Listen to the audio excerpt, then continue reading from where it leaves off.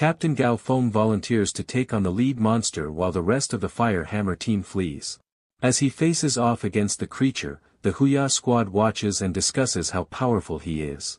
Zhang Haobai's uncle warns his team not to underestimate Luo Feng, even though he is just a rookie.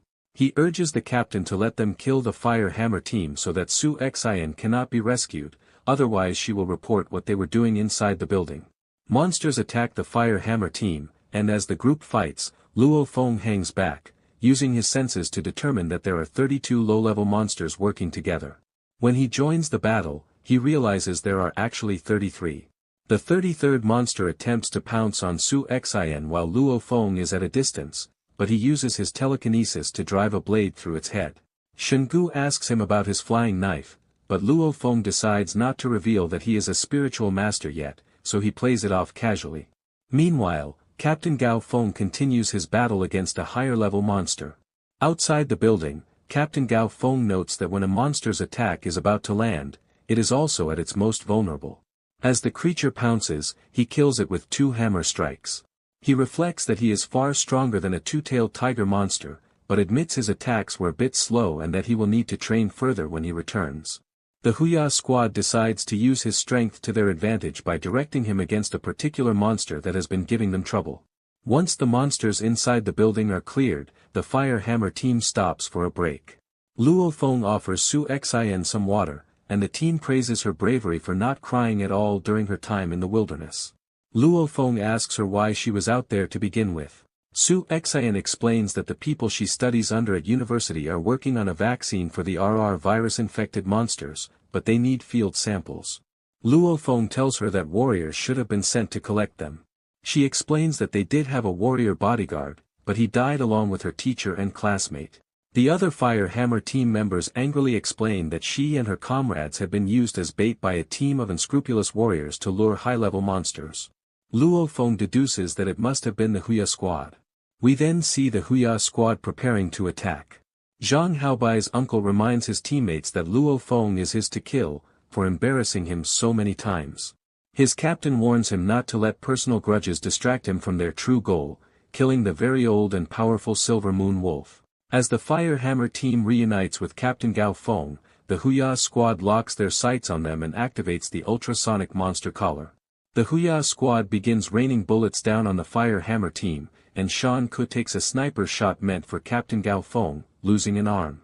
As they retreat toward the building, Zhang Haobai's uncle blasts them with a rocket launcher. The team spots the Huya squad, who laugh as a horde of high-level monsters appears. The Fire Hammer team flees as monsters trip over themselves in their attempt to kill them.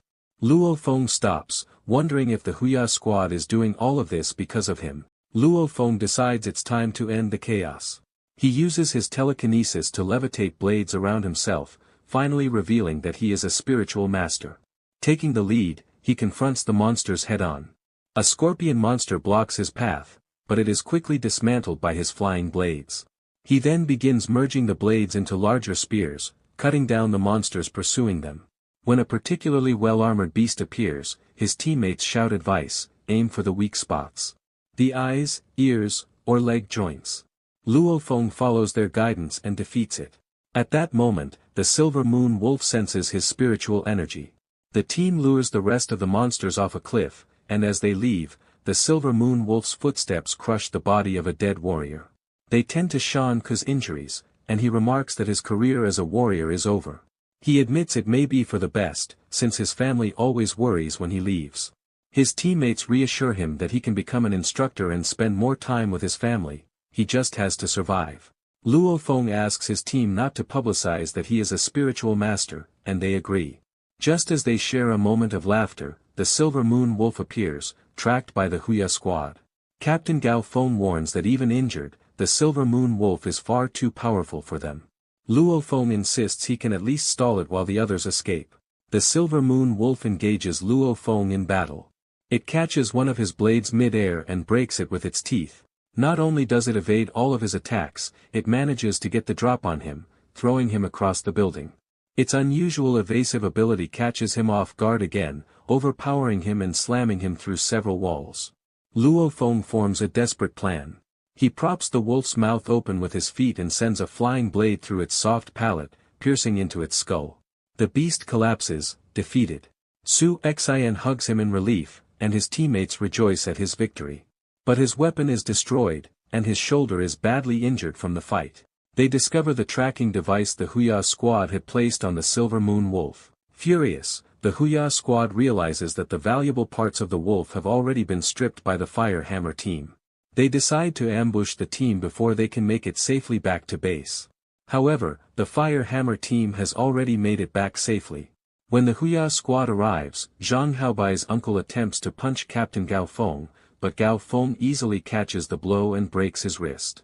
The two squads prepare to face off against one another, but their fight is interrupted when the authorities at the base intervene. Shan Ku is given medical treatment, and Captain Gao Feng declares that they will report the Huya squad to the Security Bureau. Shan Ku tries once again to play off his injury, saying retirement will allow him to spend more time with his family. But this time he breaks down crying, admitting he doesn't want to stop being a warrior. The captain reassures him, saying they will try to get him a robotic arm, though Shan Ku doubts it could ever match the strength of a warrior's arm. Mr. Wang thanks and pays the Fire Hammer team for safely returning Su Xian. When asked about robotic arms, he explains that they can only restore a normal day-to-day life, not the abilities of a warrior. However, he adds that there is a treasure capable of regenerating lost limbs, the Water of Life, created from the spirit of the Earth King, a king beast. The team gives Mr. Wang the parts they harvested from the Silver Moon Wolf, and in return he rewards them with $1 billion. They take Shan Ku out to celebrate his retirement, though the mood is bittersweet. They discuss the threat posed by the Huya squad, and Captain Gao Feng suggests using class A genetic agentia to rapidly grow their power to senior warrior levels. He warns that the downside is permanent. Once taken, it halts any further improvement. He advises Luo Feng not to use it, since he is young and a spiritual master with limitless potential, but the other members of the team agree to take it. Luo Feng then visits his family and watches Shan Ku reunite with his own, swearing to avenge him. As Luo Feng meditates and reflects on his growth, he decides to focus on improving his physical abilities. He receives a call from Captain Gao Feng, who tells him something has been delivered to the Alliance Mall. The captain surprises him with new, higher-quality flying blades, explaining that a spiritual master's power is greatly enhanced by better weapons. The stronger Luo Feng becomes, the safer the team will be when the Huya squad inevitably attacks again. At the mall, Luo Feng runs into Su Xian and learns that in addition to being a lab assistant, she also works part-time as a manager there. She thanks him for his help and promises to catch up later, but leaves quickly for work. Just then, a tall and stylish man appears, introducing himself as Zhu Gong, Su Xian's brother. As he walks away, he wipes his hand in disgust. Luo Feng asks Mr. Wang about him, and Mr. Wang explains that the Zhu family is an important clan within the HR Alliance. The HR Alliance is made up of 9 super clans across the world, supported by over a dozen secondary clans throughout the 5 nations. The Zhu clan is one of those secondary clans in their nation. Suddenly, an alarm sounds, alerting them to a giant rock bear monster breaking through the first line of military defense. The giant rock bear monster breaks through the first line of military defenses and begins attacking the city. Captain Gao Feng stops Luo Feng from rushing in, warning that the beast is far too powerful for them to handle. Suddenly, God of War Lu Gong appears to confront the monster. He unleashes the 9 thundering saber techniques, striking with immense power and ultimately killing the rock bear. Zhu Gong then appears, remarking that a god of war is so far above ordinary warriors that even his clan desires one. Luo Feng approaches him, noting that Zhu Gong doesn't seem fond of warriors. Zhu Gong replies that a god of war is worthy of respect, but ordinary warriors are nothing. Luo Feng counters, saying that if Zhu Gong is trying to push him away from his sister, he needn't worry, because Luo Feng plans to become the #1 warrior someday. He adds that Su Xian has never been arrogant enough to look down on others simply because of her family's prominence. Determined, Luo Feng decides to head into the wilderness alone to hunt monsters. The Huya squad spots him leaving. After a montage of Luo Feng slaughtering hundreds upon hundreds of monsters, he earns the nickname Psycho at base and becomes a heartthrob admired by many female warriors, though he pays them no attention. Soon, monsters begin fleeing toward the city as a dark mass overtakes one of them, consuming it. Luo Feng spots the dark mass, which turns out to be a surge of rats swarming together as one unit, chasing a warrior. As Luo Feng and the warrior flee, they become trapped, until lightning demolishes the oncoming rats. God of War Lu Gong has appeared once again to save them. The rat surge advances relentlessly, able to form bridges and other shapes to cross terrain. Even Lu Gong can only disrupt their attack temporarily, as more rats replace those he kills. He sends Luo Feng away in an escape plane, telling him that he is the future of the city. Lu Gong then sacrifices himself in a massive lightning explosion, wiping out the swarm. Enraged and inspired, Luo Feng trains furiously, mastering the 9 thundering sabers. The Huya squad watches from afar. Zhang Haobai's uncle seethes with anger, realizing Luo Feng has become too powerful to defeat. His captain promises him that they will find someone strong enough to ensure Luo Feng dies a miserable death. At God of War Lu Gong's funeral, warriors and high-ranking politicians gather to pay their respects. Su Xian, her grandfather, and her brother are present as well. Zhu Gang, Su Xian's brother, greets a man named Guohai. He tells Guohai that Luo Feng was also in the area when Lu Gong died, and that Luo Feng has a thing for Su Xian. Zhu Gang dismisses Luo Feng as just a soldier, but Guohai interrupts, pointing out that Luo Feng killed 10,000 monsters in 2 months and is incredibly strong. Zhang Haobai's uncle and the captain of the Huya squad arrive, deciding to pit the Thunder team against the Fire Hammer team to wipe them out once and for all. 2 bodyguards of the Polinus clan, one of the 9 heads of the HR Alliance, enter. As they walk in, Lu, the elder bodyguard, makes eye contact with Luo Feng, startling him with his piercing gaze. Captain Gao Feng informs Luo Feng that Lu is almost a god of war himself. Lu greets the Huya squad and warns them not to let personal grudges interfere with their mission in City Z003, reminding them that everything must be prepared for their master, the head of the Polinus clan. Everyone then steps outside as the warrior who saved Luo Feng in the first episode approaches the funeral. Captain Gao Feng is surprised that Luo Feng knows him, and explains that this warrior is second in power only to Hong, the strongest man in the world. After the funeral, the Fire Hammer team discusses the Huya squad and their ties to the Polinus clan. Luo Feng is shocked to learn that the Polinus clan has multiple gods of war. Captain Gao Feng explains that the genes for being a powerful warrior are inheritable, allowing the clan to raise new generations of warriors by having the children of their gods of war grow up to become gods of war themselves. The captain then suggests they head to City Z003, the most dangerous city in Eurasia, because the government has summoned many powerful warriors there. As the Fire Hammer team enters City Z003, Zhang Haobai's uncle is furious, but his captain calms him down, saying Lu can defeat them all easily. While scouting the city, the Fire Hammer team is attacked by a black-crowned golden eagle. Later, they take a break, complaining about how many monsters they've had to fight in just half an hour. They spot a group of foreign warriors struggling against a 2-headed snake monster and decide to help. The monster begins to chase Luo Feng specifically, singling him out. With the help of the other warriors, he kills it. Just then, the Huya squad arrives with Lu and Karen, the other Polinus clan bodyguard. They part ways to allow the young master of the Polinus clan to enter in full battle regalia, claiming the 2-headed snake monster's corpse as his own. One of the foreign warriors tries to resist, but a sniper shoots his weapon and leg. Luo Feng attempts to intervene, but Captain Gao Feng stops him, warning that they cannot challenge the Polinus clan's guards. As the sniper prepares to fire a finishing shot, Luo Feng remembers Shan Ke's arm being shot off. He blocks the attack, saving the foreign warrior. One of the Fire Hammer team members snipes the sniper in return. Luo Feng reminds the Polinus clan head that their team also has a sniper. Lu knocks Luo Feng into a building with one hand, while Karen attacks Captain Gao Feng. Luo Feng and Lu begin to fight. As the 2 Polinus clan guards are separated by their battles, Luo Feng demands that in exchange for saving the clan master's life, they spare the foreign warrior team. Before they realize what's happening, the Fire Hammer team sniper fires a shot that would have killed the Polinus clan master, but Luo Feng blocks it, saving him. Lu notes that the shot was a blank. Luo Feng warns that he won't help them again unless they spare the foreign team.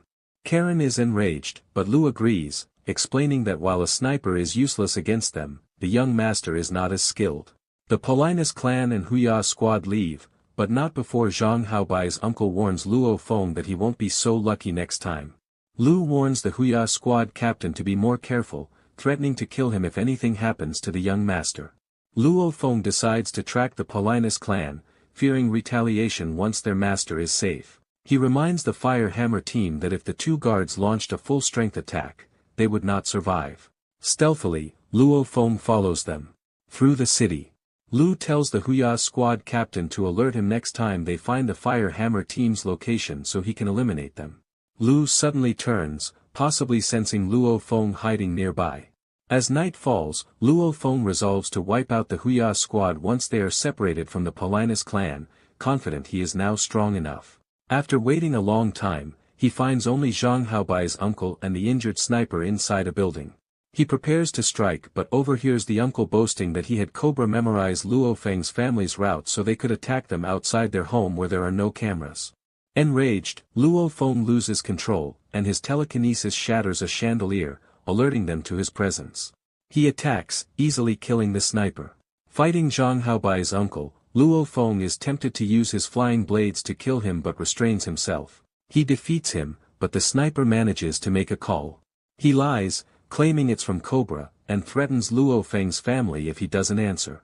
Luo Feng releases him, only to realize it was a trick.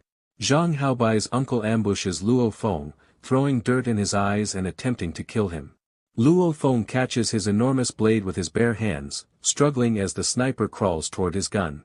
The bullet connects, and Zhang Haobai's uncle begins beating Luo Feng, mocking him for relying on tricks. He activates an ultrasonic monster attractor to summon beasts to finish Luo Feng. But Luo Feng uses his flying blades to slice the legs of both the sniper and Zhang Haobai's uncle. He then levitates the sniper's bullet in the air, revealing he had only pretended to be shot, he had blocked it with his telekinesis. He declares himself a spirit master. Zhang Haobai's uncle tries to call for help, but Luo Feng destroys his communicator watch with telekinesis, twisting his wrist along with it showing how far above them he truly is. He decapitates the sniper's right hand, saying it is payback for taking Shan Ku's right hand. He tells them that unlike them, he doesn't kill warriors, but the monsters they summoned will have no hesitation. As Luo Feng leaves, a lion monster enters the room. The screams of the sniper and Zhang Haobai's uncle echo. Meanwhile, the rest of the Huya squad and the Polinus clan return from a successful hunt. Lu smells blood, and when they investigate, the Huya squad captain concludes that warriors. The Huya squad captain insists their comrades were attacked by warriors, suggesting it may be part of an assassination plot against the young master. Lu, however, is not convinced. He assures the captain that they will work together and that no one will lay a hand on the rest of the Huya squad. Suddenly, the ground begins to shake as something massive moves outside the building. They discover the activated ultrasonic device, and soon lion mastiffs swarm the area, attacking both the Huya squad and the Polinus clan. Injured, Luo Feng tries to crawl away unnoticed by the monsters. The Polinus clan demonstrates their terrifying power, slaughtering huge numbers of beasts and frightening the hidden Luo Feng. Inside the building, the Huya squad captain watches in horror as his team is devoured. Despite their cries for help, he flees outside. The sky darkens as the lion mastiff leader appears. As they battle it, a second mastiff of equal size pounces, only to be pierced instantly by a lightning-filled weapon. The young master cheers as his uncle Li arrives. The first mastiff attacks, but is struck down by lightning as well, and the young master cheers again as his uncle Wang arrives. The two gods of war demand an explanation. Lu recounts what happened, and they conclude that someone holds a grudge against the Huya squad. One of the gods of war berates the young master, calling him weak and in need of more training. The other reassures him, saying that with his genes and proper support, he can eventually become a god of war and join the palace of the gods. The Huya squad captain asks what the palace of the gods is. He is told that he is not yet a high enough level warrior to know, but since he may someday join, they give him a brief explanation. The Palace of the Gods is a group consisting of all the gods of war in the world, as well as those ranked even higher. Hong and Thunder, the two most powerful men in the world, are its founders. Their goal is to test the limits of the human body and find a way to wipe out all monsters. The two gods of war then order the group to leave, as they are about to fight an advanced beast general known as the Iron Dragon. They explain that it led a horde of monsters to attack a nearby base, devouring 1,000 men in order to lay an egg. That egg must be destroyed before it grows into another powerful monster. Luo Feng decides to follow them, wanting to learn whether the Iron Dragon is truly dangerous. He watches as the two gods of war scope out the lair, which is surrounded by an army of powerful monsters, making it nearly impossible to reach the dragon. From a distance, Luo Feng observes as dozens of monsters fly through the air, shockwaves and lightning tearing across the battlefield. He studies the speed and power of both the gods of war and the Iron Dragon, which prepares to join the fight. Buildings shatter as the battle rages.